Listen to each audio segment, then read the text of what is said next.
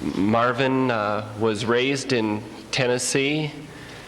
He got his bachelor's degree in theater and psychology at Trinity University in Texas, and then his graduate degree in communications theory at the University of Texas. Mr. Smith has been Associate Professor of Radio TV at Eastern Washington University for the past 5 years. While at Eastern, he has served as the chairman of the Department of Radio Television and as Executive Director of the Regional Radio Television Production Center. Prior to his appointment at Cheney, he spent 11 years on the faculty of the University of Arizona at Tucson.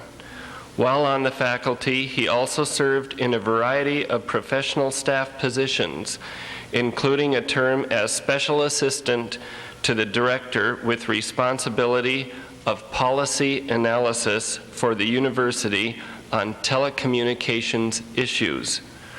While director of the Southwest Creative Film Center, he served as executive director for numerous animated children's films. Mr. Smith has always shown a special concern for children. He was instrumental in founding a Spanish language children's theater program at Our Lady of the Lake College in San Antonio, Texas. He was a member of that faculty and director of theater. Among the projects on which he worked at the University of Arizona was the formulation of policy recommendations on the role of public radio and television for children. He has produced and/or written more than 250 television programs and has received numerous awards, including those given at media festivals at Cannes, Dallas, and New York. He is the author of Radio, Television, Cable, a Telecommunications Approach, which is published by Holt Reinhardt and Winston, and he currently is gathering information for a book on electronic media and society.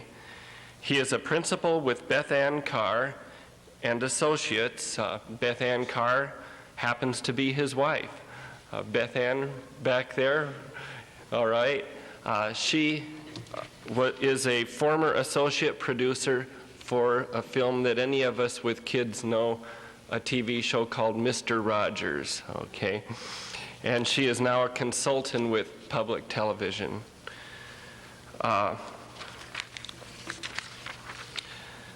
Let's see. I've noticed in any small group that I've mingled with in the past 2 days that the conversation quickly gets to a TV show that's been on the last 3 nights, and tonight is the 4th and last installment, called Lonesome Dove. Lonesome Dove has a wee bit of violence. Those who might have been watching it will see. And how this violence might affect society, is this what we want? Is TV giving this to us, or are we asking for it? This is one of the questions that Mr. Smith will examine. Perhaps he will say that the ones to blame are the audience. We'll see.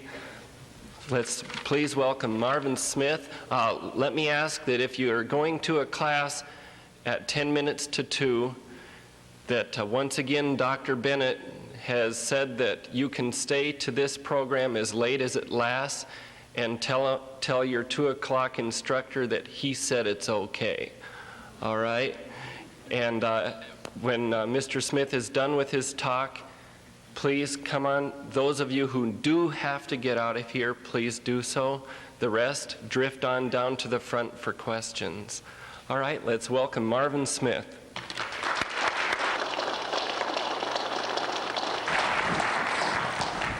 Thank you, Niels. That's a much better introduction than introductions that I'm used to. Not too long ago, I went back to my undergraduate institution at the invitation of an old professor of mine by the name of David Burkett in the journalism department. And David asked me to sit in on one of his classes. And he introduced me, and in the course of the introduction, he talked about my undergraduate days at Trinity University. He said I was a model student. David was also the residence advisor in the dorms, and I happened to be a member of that dorm family, and he told the students that I was a model inhabitant of the dorm. Went on to describe me as a model father, model husband, model this, model that. I felt very good about it until I got home and looked up the definition of the word model and found out that it was a small replica of the real thing. So thank you for not introducing me as a model, at least. I'm very honored. I'm honored that you would invite me to participate during this Convocation week at Northern Idaho College. An old mentor of mine would say that you're about important things here, and you are.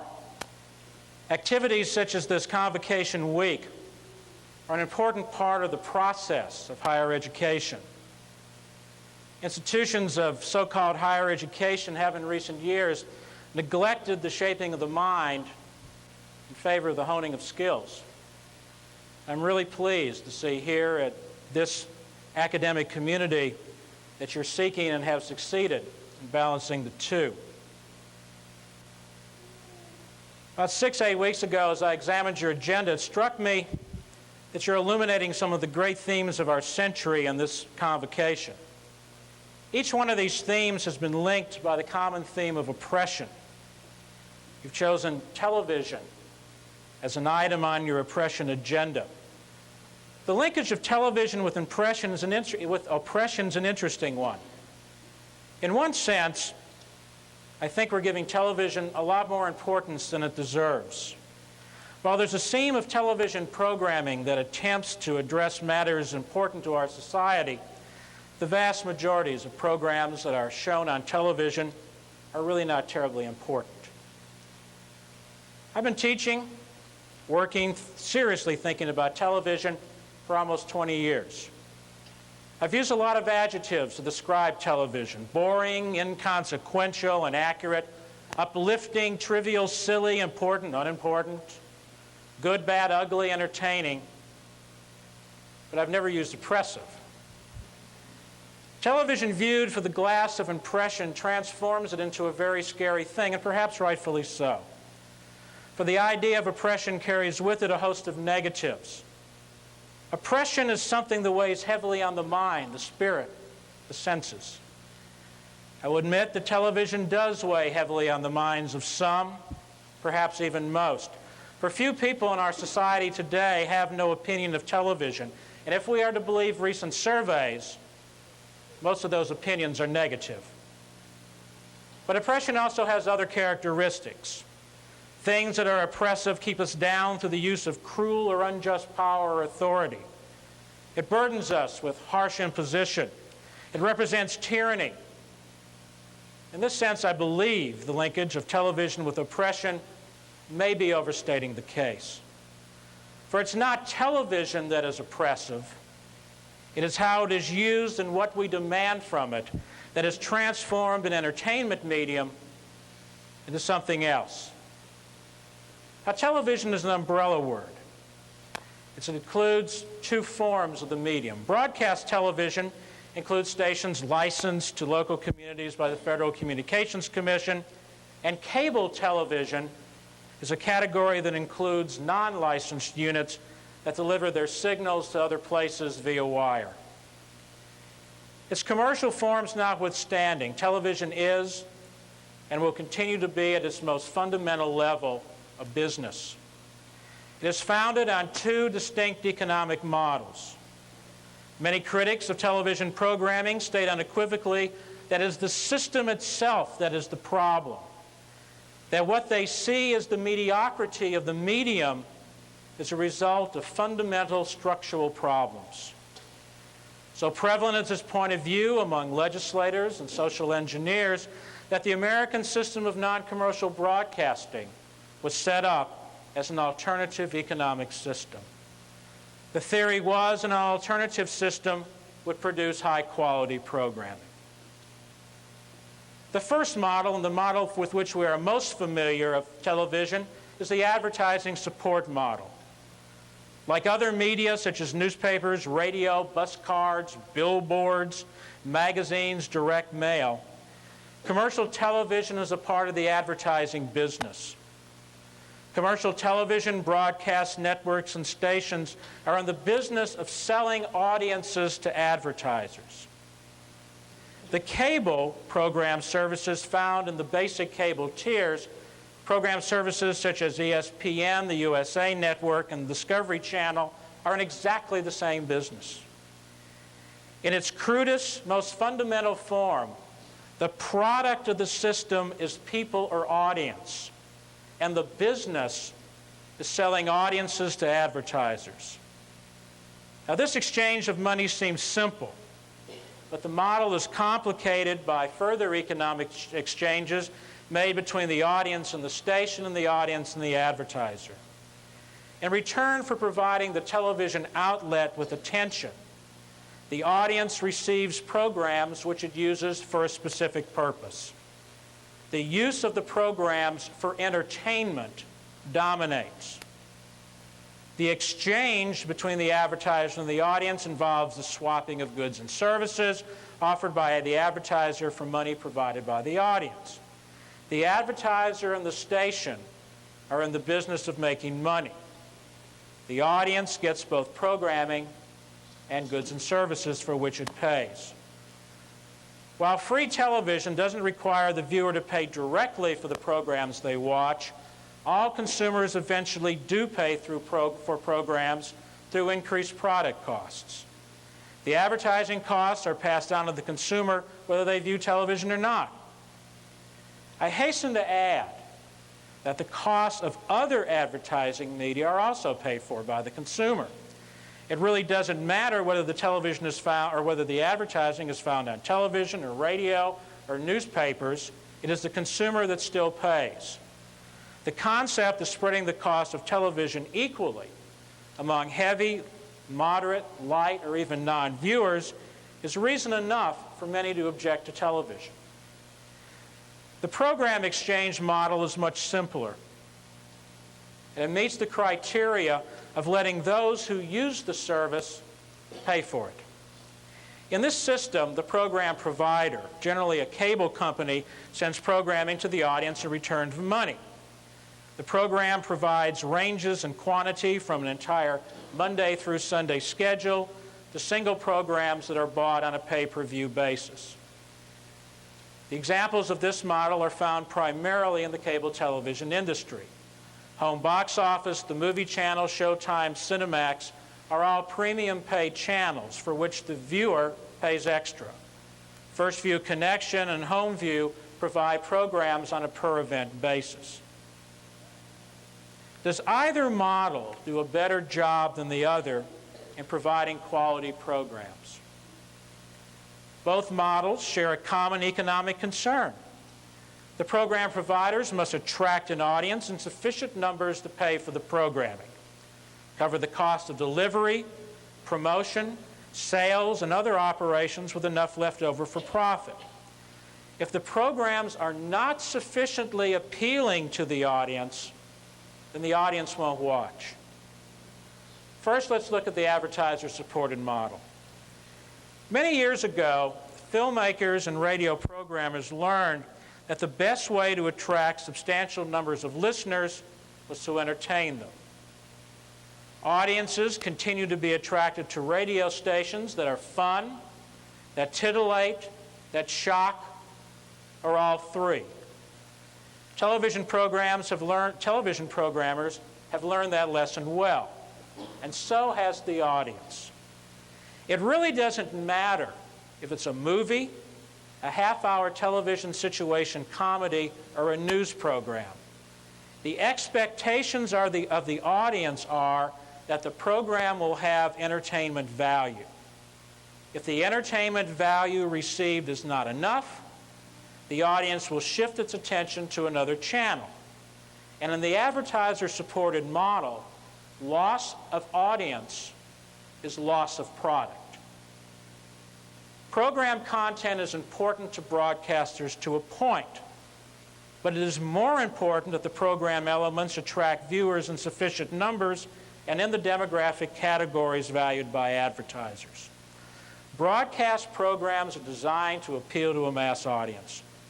Because of this, broadcasters have to be extremely careful in choosing program themes and content. Experience has shown that the mass audience is fickle and easily offended.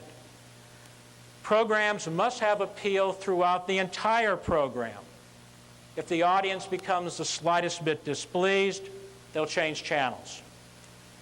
While some cable television program services attempt to deal to a mass audience, most are looking at specific audience segments which, by definition, are much smaller.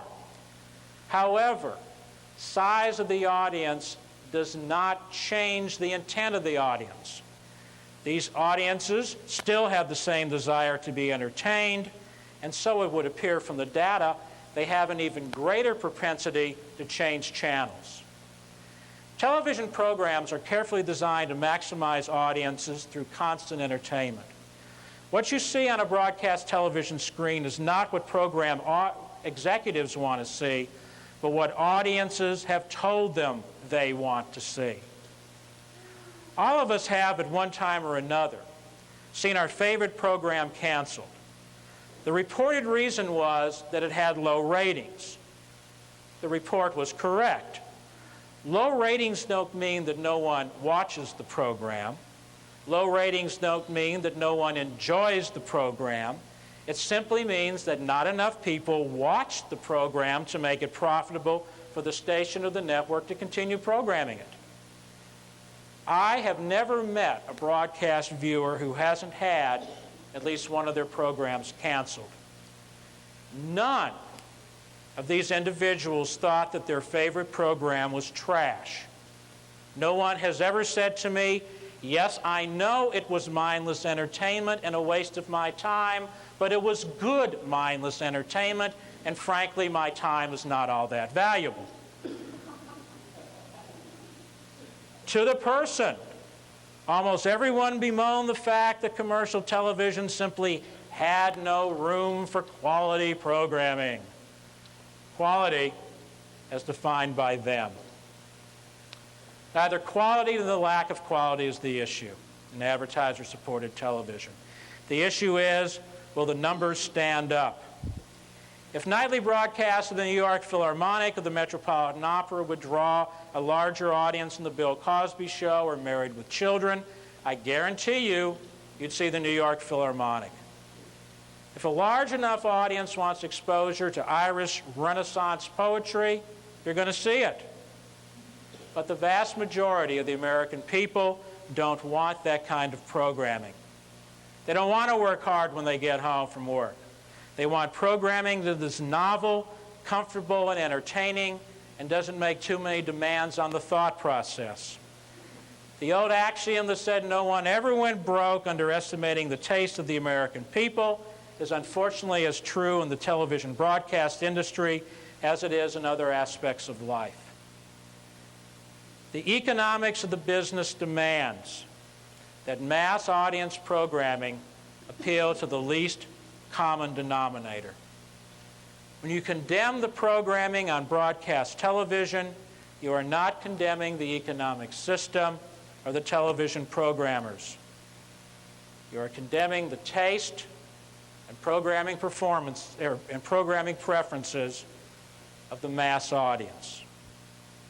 But what about non-commercial television, you ask? Now, there's an example of programming that has quality and that many people watch. The actual size of the non-commercial television audience doesn't even come close to the number of people who express a desire for quality programming.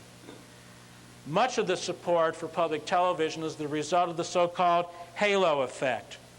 That is, people will state that they watch public television and financially support it, when in fact they do neither.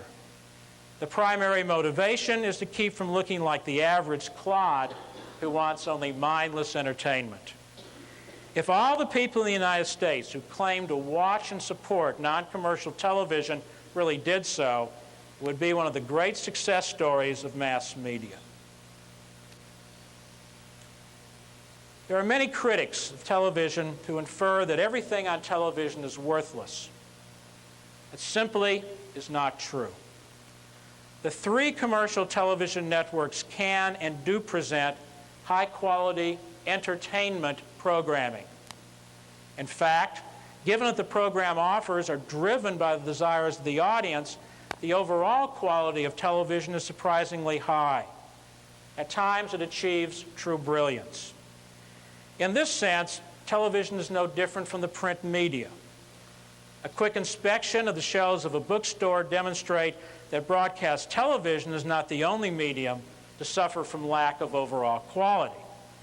Over 50,000 books per year are published in the United States. The vast majority of these tomes are throwaway entertainment.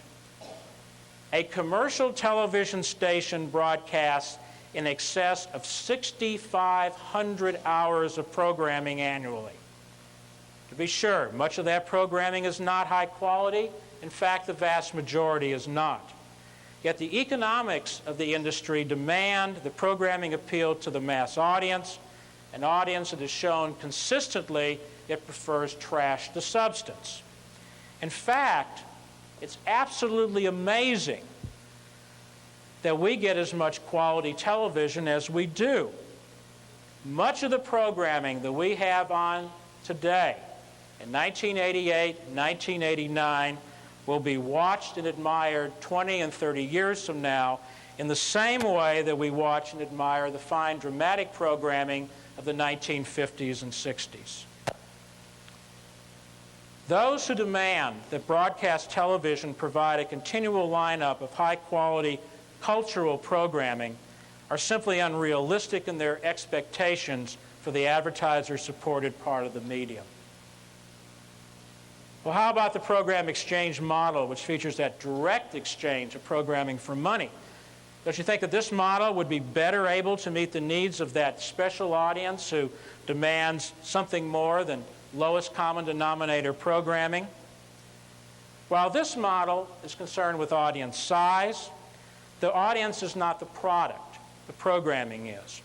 Thus, cable programmers must provide program for which people are willing to pay. There are two aspects to this form of programming. First of all, a program service, or in the case of a pay-per-view service, an individual program, has to be designed that appeals to an audience. Secondly, it must be priced at a reasonable level. In other words, as my business colleagues would say, the key is developing a product that meets the need of an audience segment that is sufficiently large at a price that members of that segment are willing to pay. For the most part, cable television program services have this philosophy as the basis of their programming. Surely there are enough people who are willing to pay for high-quality cultural, children's, educational, and informational program, he said with a question. After all, there are hundreds of thousands of people who say they would flock to a high-quality educational, cultural program service. I mean, aren't there?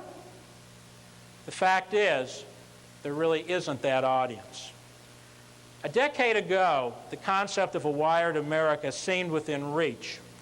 That was the era in which people felt that cable was going to provide the quality programming that was not available on the commercial broadcast network.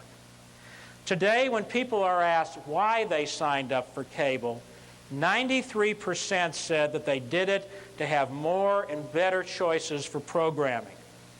27% of cable users report that they have children or teenagers at home and wish them to have better quality programming. 28% of the adults say they subscribe to cable to gain access to adult programming not found on the broadcast television station. It's very clear that the cable audience feels that cable television has an opportunity for better programming than commercial broadcast stations. But cable's performance has not kept faith with the promise. In fact, in retrospect, it's clear that the dream that cable would provide quality cultural, educational, and informational programming was a mirage. While cable does provide quality programming, probably in the same proportion as commercial television programming, by and large, what you see is more of the same. With the exception of one service, the specialized program services that 5 years ago sought to provide high-quality cultural programming have all disappeared. The recent history of cable television does not support the notion that audiences are willing to pay for quality. When you look at the programming on cable television, what you find is that it looks an awful lot like independent broadcast stations.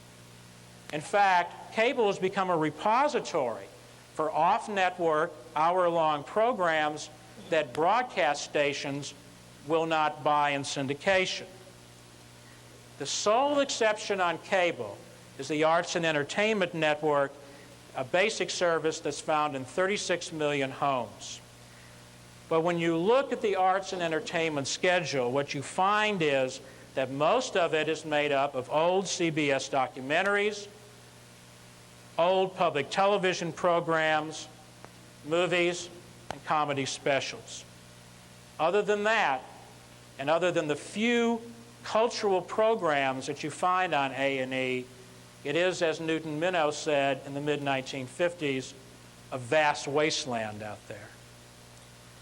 Of the many groups concerned about the quality of television, one of the most vocal consists of those who want better children's programming on television. Children's programming on both broadcast and cable channels right now is dominated by the animated action-adventure programs. There are only 3 children's-oriented program services on cable: Nickelodeon, seen during the daytime, the Discovery Channel, a PBS lookalike, and the Disney Channel. The Disney Channel is found in only 4 million households. Compare that with the fact that HBO is found in 16.5 million households. When Americans were asked what stations or networks they particularly enjoyed, only 0.4% mentioned the Disney Channel. 3.1% mentioned Discovery, 0.7% mentioned Nickelodeon.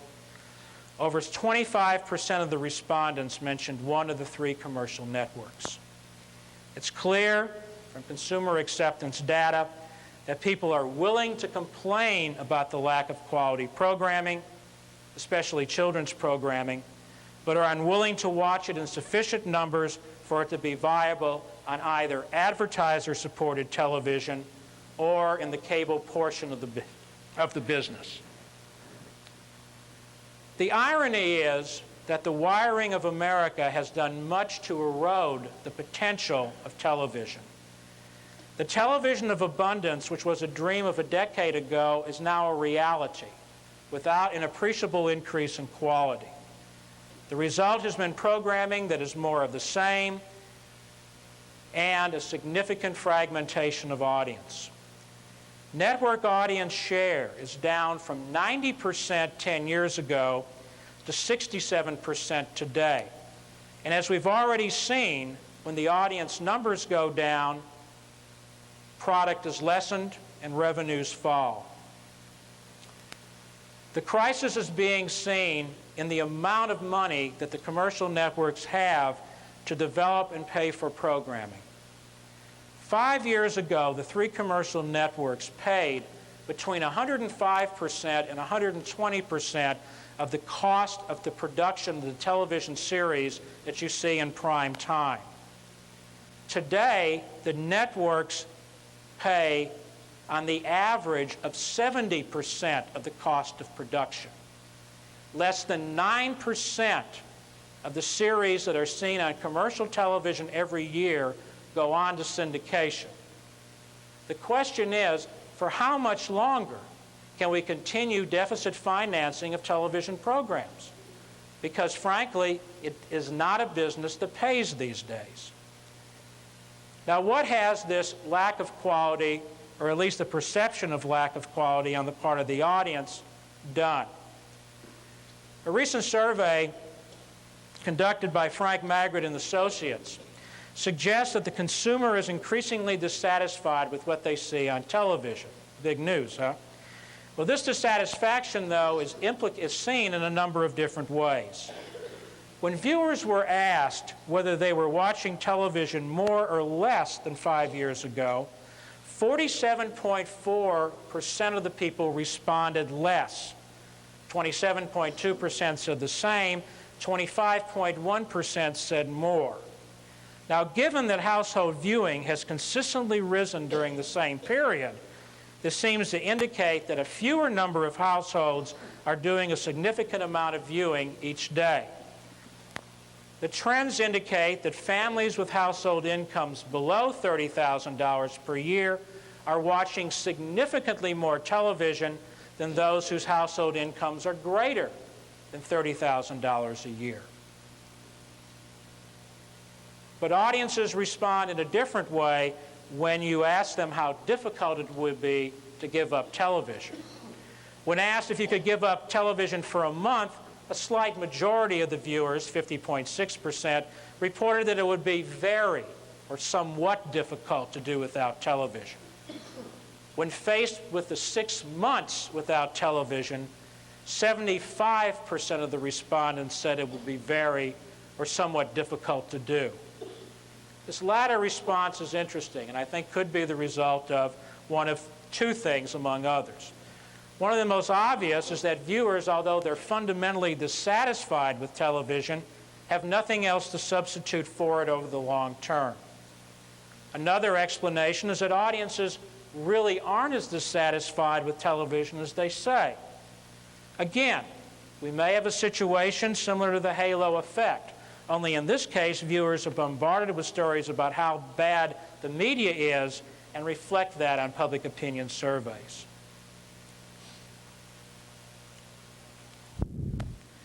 There is data that suggests that while people are not dissatisfied with television, they are dissatisfied with the individual programs they watch.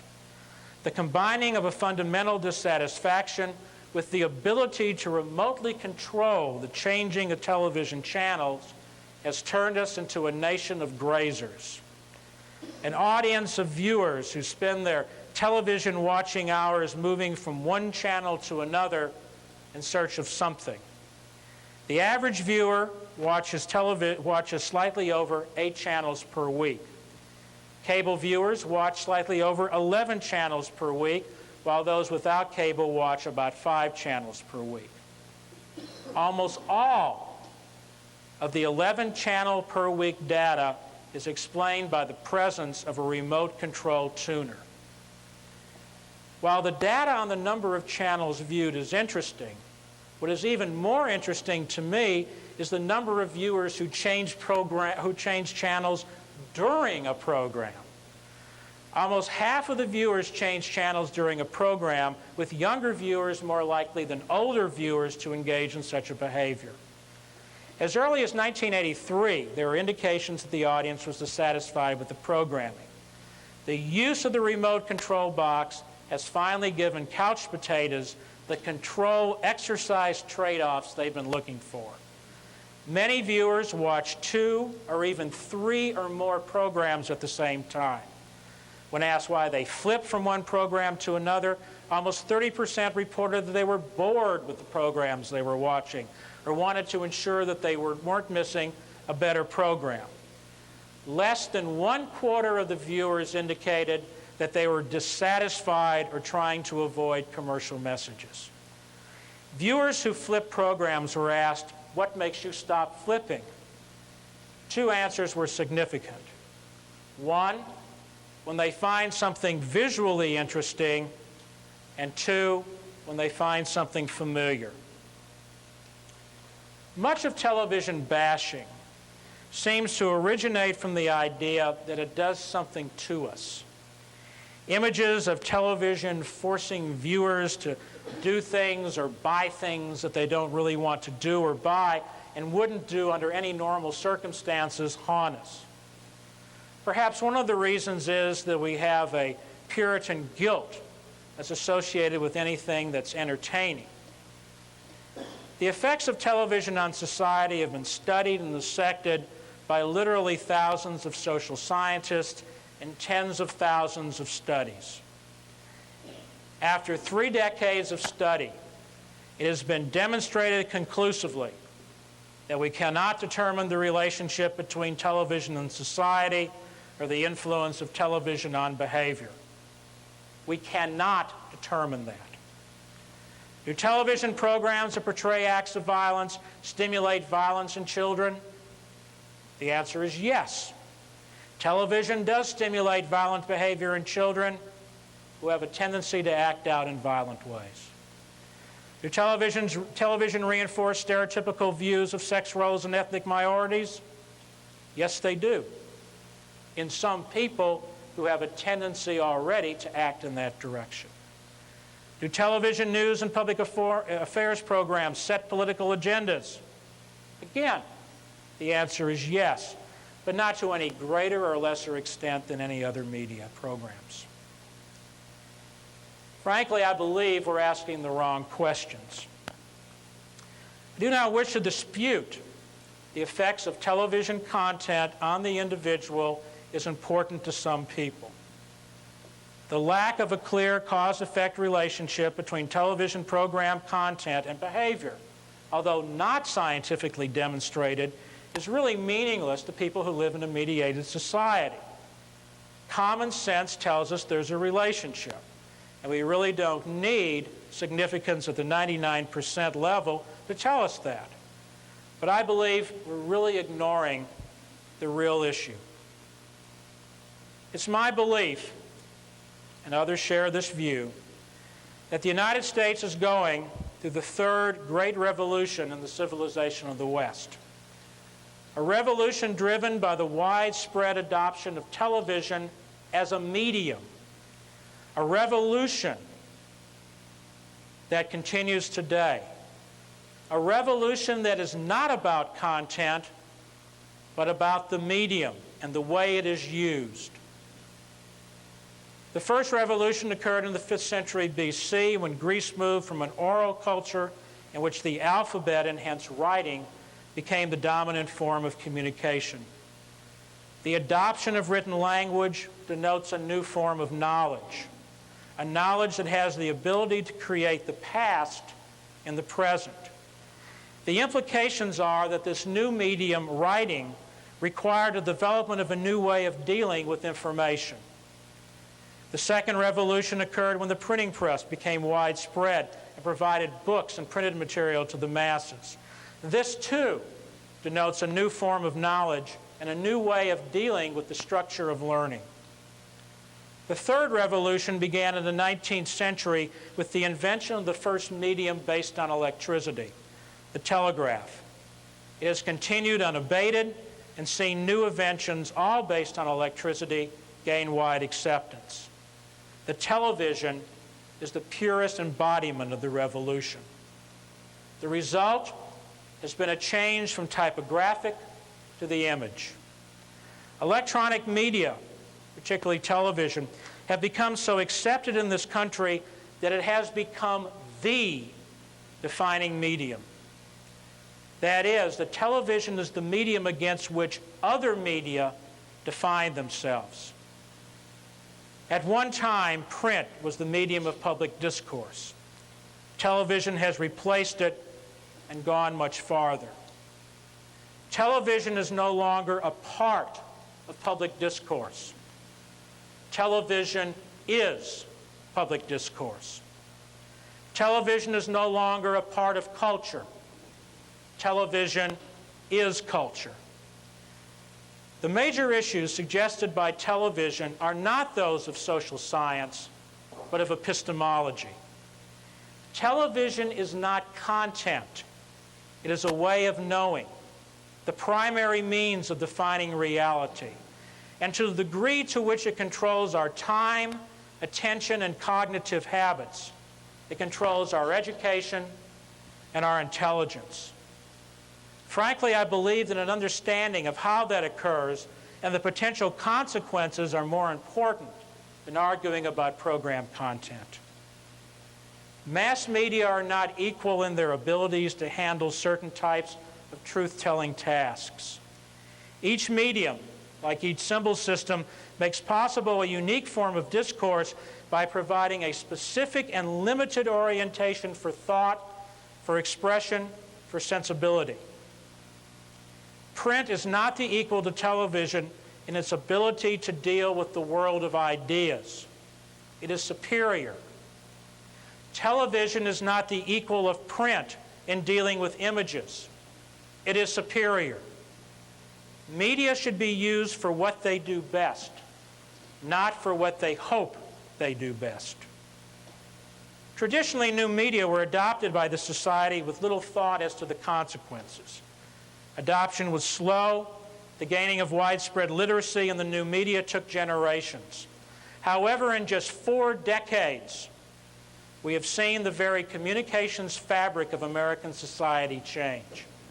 While there were those who warned us of the consequences, these Jeremiahs were dismissed as crackpots by their colleagues in the academy. Today, we are reaping the harvest wrought by the adoption of television as the primary communication medium of American society. The result has been an increase in illiteracy, the debasement of the value of public discourse, and 2 generations of people, many of whom are incapable of engaging in meaningful conversation, much less an expository dialogue. This is the product of the age of television. This is the result of adopting the visual image as a replacement for the word. The written word, prior to the adoption of the image as primary currency of communication, has been the accepted medium for public discourse for at least 500 years. As Neil Postman has shown, the process of viewing television is much different from the process of reading expository prose. Reading requires that the reader remain fixed for a long time. In addition, we're required to ignore the shape of the letters on the page in favor of interpreting the words and sentences as units of meaning. In assigning meaning, the reader is required to remain detached and objective, while at the same time determining the emotional content of the words. Well, as if this wasn't complicated enough, there's a further discipline. That is, the reader must avoid utilizing prior knowledge and background when it's not applicable.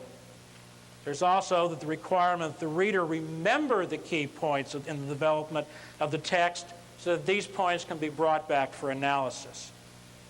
All this must be done while the reader assigns abstract images to the words read.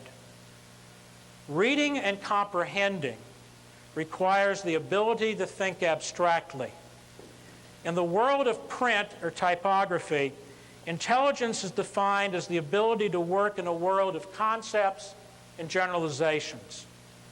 When someone is typographically illiterate, we describe him or her as being someone for whom we need to draw pictures.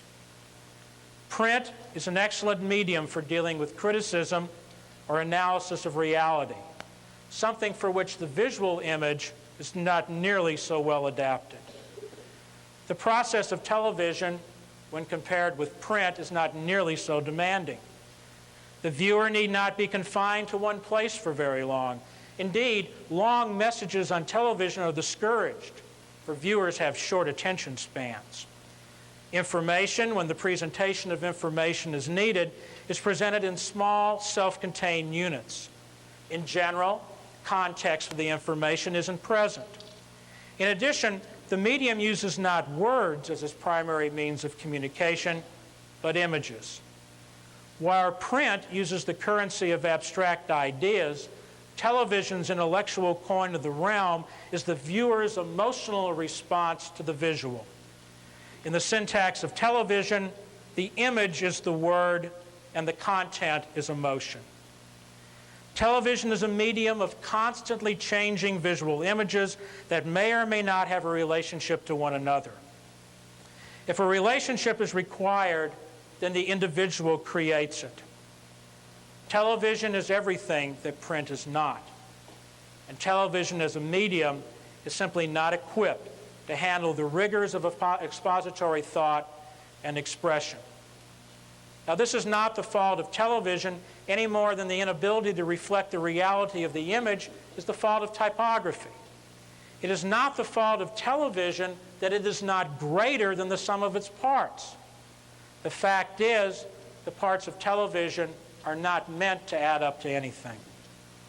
Each part is a discrete unit whose relationship to other units is not determined by the design of the rhetoric, but by the whims and caprices of the viewer. Media do best what they do best. The acceptance of television as the primary communication medium is no better exemplified than what has happened to newspapers since the invention of the first great electrical communication device, the telegraph. Newspapers once carried great ideas and robust expository debate. The late 18th and 19th century newspapers were the primary carriers of ideas that shaped the American Republic. Prior to and during the American Revolution, it was newspapers and pamphleteers whose ideas competed in the marketplace of ideas. The bias of the writers was acknowledged and expected by the literate audience of the time. Reporters and contributors were not objective observers, but were rather advocates for ideas and positions. This was an era in which communication and transportation were closely linked. Knowledge of events traveled as fast as the means of transportation allowed. The important events were what went on in the local community that had an immediate impact on those people. The telegraph changed all that. I don't wish to suggest that as soon as the telegraph was adopted, the nature of American newspapers changed. That's simply untrue. In fact, as students of media history are well aware, American newspapers had already begun the transformation from an organ of biased opinion and commercial news to publications that emphasized sex and violence. However, it was the telegraph that stimulated the problem and further exacerbated the fragmentary non-relationship between the various items of a newspaper. It was a telegraph that broke once and for all the relationship between transportation and communication and changed information into a commodity. The result was that the local became less important than the distance. News became divorced from actual experience. Context became less important than event, and the events reported were constantly outside the realm of actual experience. Ideas and opinion, once found on every page, were centralized into one. The idea of the reporter as a person of ideas was replaced by the concept of reporter as objective observer. Today, the transformation of newspapers is complete. Newspapers now have become print versions of television, a collage of images. There is, of course, no purer example than USA Today. But every newspaper has had to adapt to the epistemology of the image. Illustrations and graphics today in print media are used more than ever. Stories are shorter, almost capsule length. Perhaps someday we'll give a Pulitzer Prize for the best paragraph, or even for the best sentence. Context is non-existent. Events are events in and of themselves. The medium of television is not insidious in and of itself. The growth of television from a medium of entertainment to what it is today did not occur as the result of any conspiracy by its leaders. Television did not seek to replace print. It did not seek to become culture. The audience demanded that it fulfill that role. I'd like to close this afternoon by briefly discussing two areas that are particularly troubling to me, not only as an academic, but also as a citizen. One is the impact of television on education. The other is the use of television for political discourse. It's fashionable for the educational community to condemn television using no more substantive grounds and the content of its programs. Intellectuals do have their favorite programs. They tell us that they generally fall into the educational or informational categories, although I know more than one professor of English who loves soap operas, Dynasty, and Dallas. Yet it's the very programs that are championed by the intellectual community that have played an important role in the demise of typographic culture in the United States. In short, education has taken a medium that is at its best when it entertains and demanded that it accomplish something of importance, provide education and information. When these educational and informational programs appear, we all applaud them. We demand that our children watch them. Yet in the world of television, there is no hierarchy of ideas. Every expressive image, no matter how banal or incorrect, is equal. Television is the great democratizer. All images are equal in importance. And because there's no dictionary of images, everyone's interpretation of the image is as good as anyone else's. The attainment of knowledge is measured by the ability not to think critically, but in the ability to respond. The speed of the presentation of image means that thoughtful reflection is impossible. Background, context, expertise, experience are all meaningless in the television environment of the constantly unfolding present. Television literally is what's happening now, an environment in which anyone can become an instantaneous expert and does. Educators faced with the reality of their students' low scores on standardized tests in reading and math are quick to blame television, and our colleagues in the print media move with equal alacrity to report their observations. Students don't read as much as they used to, they report. Television is undermining our educational system, echo our educational leaders, pointing an accusing finger at the hearth of American entertainment. Our children watch too much television, say parents, wringing their hands in frustration, not knowing that they can pull the plug out of the wall. What can we do? What can we do, they question. Let's become relevant. Let's use the what's happening now medium, TV, the educators answer. And so they move from the curriculum of exposition to the curriculum of the image. Educators provide the answers to the impact of television by using television to enhance learning. If the kids want to watch television, then let's provide them with television that's good for them, they say. Then we convince our government to provide hundreds of millions of our tax dollars to develop and distribute educational programs to teach children how to learn, how to read, how to write, the facts of science, and even to prepare them to enter the non-mediated world of the classroom. The result has been a group of preschoolers whose expectations of learning are that it entertains like Sesame Street. Imagine the disappointment when they discover that learning in school requires a completely different set of skills than watching television. Using television to teach fundamental expository skills is no different than using Cliff Notes to teach poetic meter. The idea that we would use television to enhance learning while at the same time condemning it for disenhancing learning is, of course, contradictory to the expository mind. To the mind that's been changed by television is perfectly logical. The idea that we would use television to teach the epistemology of print is ludicrous. However, in a television culture that has no contexts, no history, and no future except the expectation of the next image, such a contradiction is not only surprising, but should be expected. For television education is learning without prerequisites, without perplexity, and without exposition.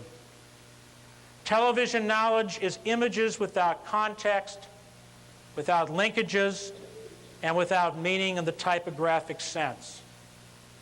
Our children cannot write because they have no reason to write. Our children cannot read because they have no reason to read. Our children cannot reason because they have no reason to reason. Our children feel because their knowledge is a knowledge of the response to the last image. But our children don't feel anything for very long because they live in a world of constantly changing images, unconnected, except for the opening and closing of titles. We must recognize that American society's adoption of television as the primary medium of communication means that significant portions of the public will be illiterate in terms of the kinds of knowledge that print creates and the skills it demands. This need not be so. The solution is not to ban television, but to take action so that people better understand what all media do and how they do it, and to make sure that our educational system teaches young people how to use print media and its particular form of knowledge well. It requires that we teach children to read and write, for these are the fundamental skills of expository knowledge.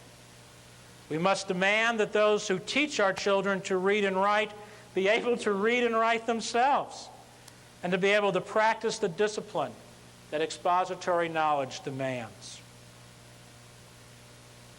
The recent presidential election saw television blamed for everything from the lack of substantive issues to discouraging voter participation by projecting election winners before the polls were closed. Print journalists griped that the Bush campaign was designed for television. Each day had its photo opportunity, its 30-second soundbite, and its theme for the day. Television journalists felt obliged, so they complained that everything was too set, too contrived. They wanted more spontaneity, better television. The electronic media was blamed for putting too much emphasis on polls. Often overlooked was the fact that newspapers sponsored or co-sponsored these same polls. When then President Bush found himself far behind in the polls, he turned to television and Roger Ailes. When Michael Dukakis found himself behind in the presidential election, he turned to television and Tony Schwartz. Tony Schwartz tried, albeit without much success, to make Iron Mike a warm, friendly television personality. Neither candidate saw any advantage to buying full-page ads in newspapers to outline the issues or to outline them to editors of newspapers. After all, who was there to read them? I don't wish to suggest that everyone has fallen into the trap of the image, for not everyone has.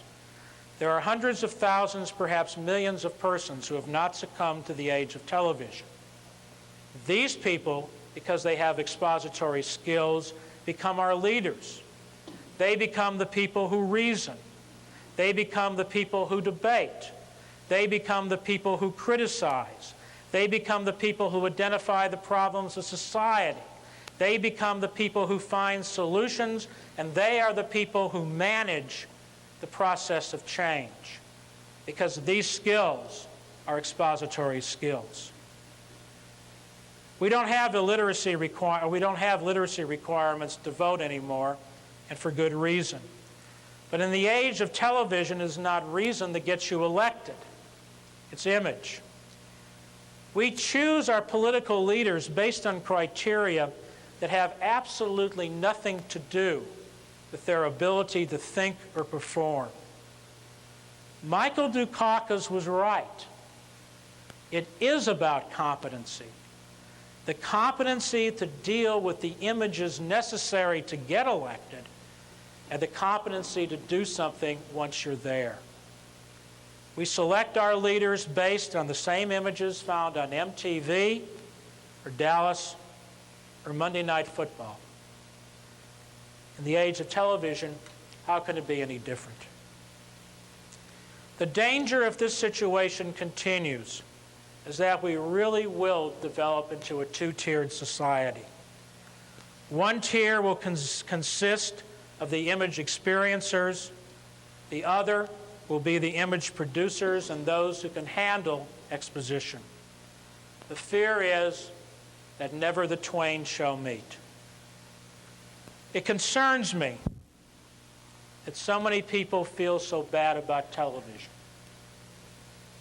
It concerns me that not enough people feel bad enough about television.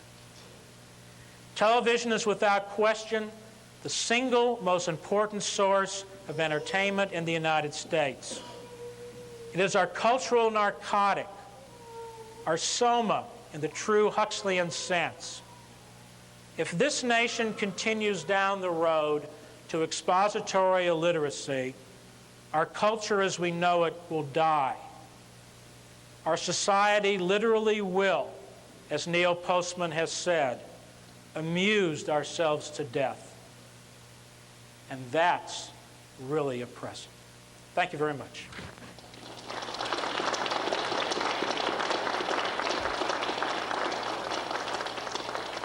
I'm available for questions if you want to ask them. If you don't want to ask them, that's fine too. Yeah. You suggested that we're falling behind in the amount of money we're putting into the program.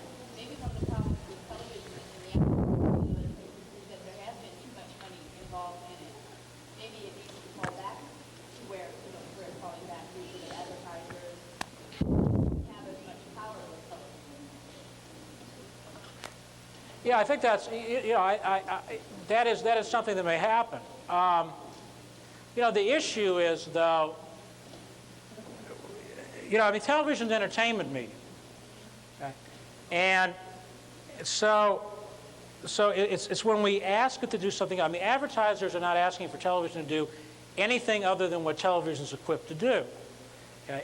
And what is eventually going to happen is that if we say television's entertainment, and we fragment this audience so that no one has a significant part of the audience, we're not going to have anything, any quality programming. Now, you seem to suggest that's a good thing. We bottom out and then we rebuild. That may or may not happen. I have very, very little faith that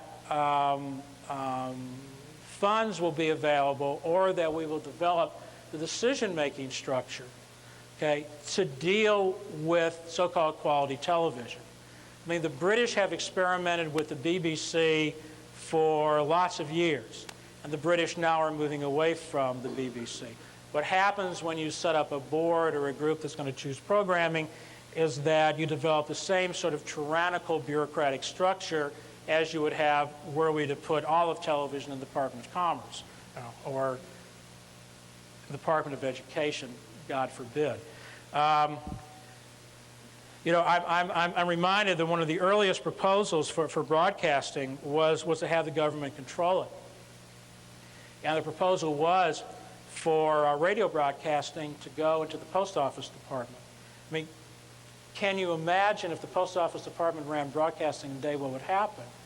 A program's announced for 8 o'clock. It may get there at 6 o'clock. It may get there at 10 o'clock. It may get there on Monday. It may get there on Friday. Who knows? From a policy perspective, which is a lot what I did. It's a real tough problem. That way, how are you going to ensure this? How are you going to control it? My solution is you do it with education. Okay? And that seems to be, to me, the best way. You can't have, there are other means that are acceptable. Yeah? What is the role of public television in all this, or does it have one? Good question. I worked in public television. Okay, I hasten to add. Okay, I came out of it. I grew up and matured, or sort of matured. I leave that to your judgment. In the public television environment, produced public television programs. Public television suffers from the same problems that commercial television does. Public television programs are chosen and presented based on what a small group of people think, and then they're responding to audiences. Audiences want the same thing. They want the familiar, which is the reason why you get such a small amount of turnover in public television programming. I mean, people want masterpiece theater. They want it. They want it there. Okay, now, the individual series in masterpiece theater changed. Masterpiece theater has been there for, I don't know, 20 years, 25 years maybe, and it'll probably continue to be there for another 20 years. 10.7% smaller. So cable is having a major impact